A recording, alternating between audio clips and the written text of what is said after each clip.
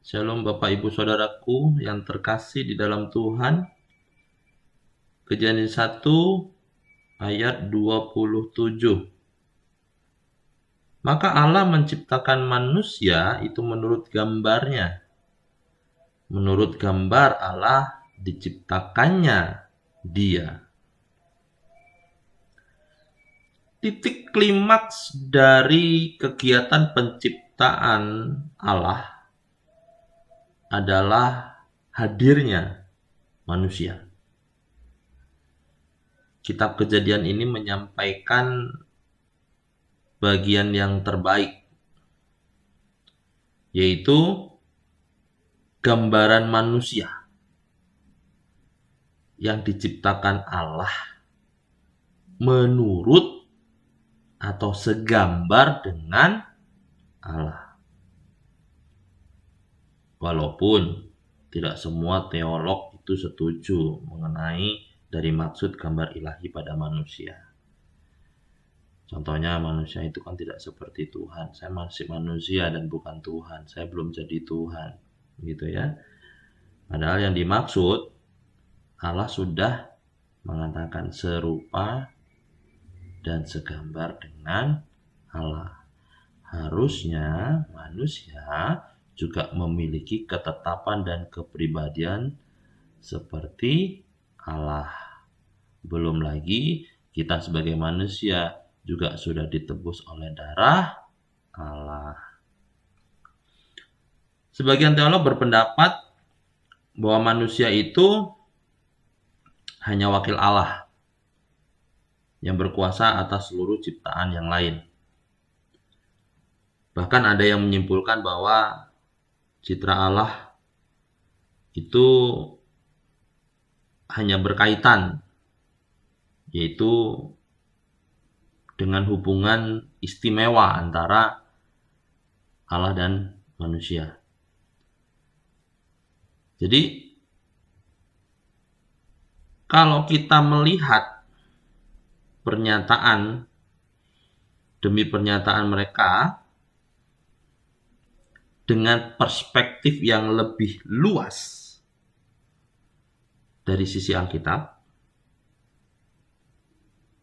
hal ini lebih condong mengacu kepada kualitas atau kapasitas manusia yang membedakan antara manusia dengan hewan. Nah, di sini manusia disebutkan serupa dengan Allah. Begitu Bapak Ibu. Nah, kata serupa dengan Allah ini, yang pertama kita bisa pahami bahwa manusia itu berakal dan memiliki kesadaran diri. Binatang apakah berakal? Ya. Apakah dia memiliki kesadaran diri? Iya juga. Nah, yang kedua, manusia bermoral dan punya hati nurani yang mendorong kita melakukan apa yang kita yakini benar. Sedangkan hewan, apakah dia bermoral? Sebagian. Apakah hewan juga punya hati nurani untuk melakukan yang benar? Enggak semua. Yang ketiga, manusia itu kreatif seperti Sang Pencipta. Mampu menghargai apa yang terindah bagi telinga dan mata. Kita bisa mendengar dan kita bisa melihat. Kreativitas yang diberikan Allah yaitu sentuhan nurani dengan indera. Kalau dibanding dengan hewan, berbeda jauh. Ya, semakin ada perbedaannya ya. Yang keempat, manusia disebut sebagai makhluk sosial. Sosial ya Bapak Ibu ya. Jadi bisa menjalin hubungan atau memiliki cinta. Yang jatuh cinta akan sesama, satu dengan yang lain. Ya, maaf, bukan sesama, beda jenis. Kalau sesama bahaya nanti ya. Nah, di sini landasannya adalah Allah adalah kasih. Nah, Allah lah yang mengaruniakan kita kemampuan untuk mengasihi Allah dan orang lain. Sedangkan hewan, saya lihat tidak memiliki ya. Karena hewan ini ya pasangannya pun gonta-ganti. Dia nggak pandang bulu gitu ya.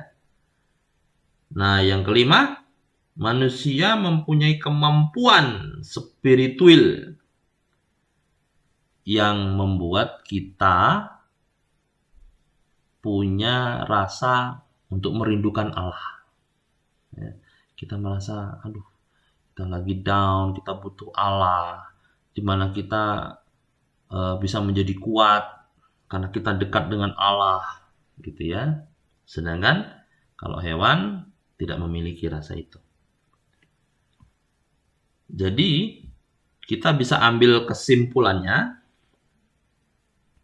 sebetulnya kita itu manusia memiliki kemampuan unik untuk berpikir, memilih, berkreasi atau menciptakan,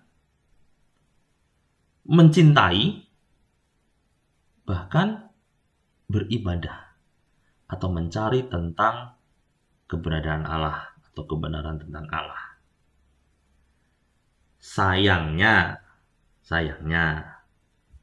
citra Allah dalam diri manusia rusak. Sehingga setiap bagian kemanusiaan kita bernoda dosa. Tapi citra Allah itu tidak musnah. Inilah kenyataannya. Dan ini juga yang menjadi alasan manusia harus dihormati. Kehormatan nyawa manusia berasal dari fakta bahwa manusia memiliki citra Allah dan sebagai makhluk yang serupa dengan Allah. Maka yang notabene Allah adalah kasih, manusia juga layak dicintai dan dilayani. Tuhan Yesus memberkati.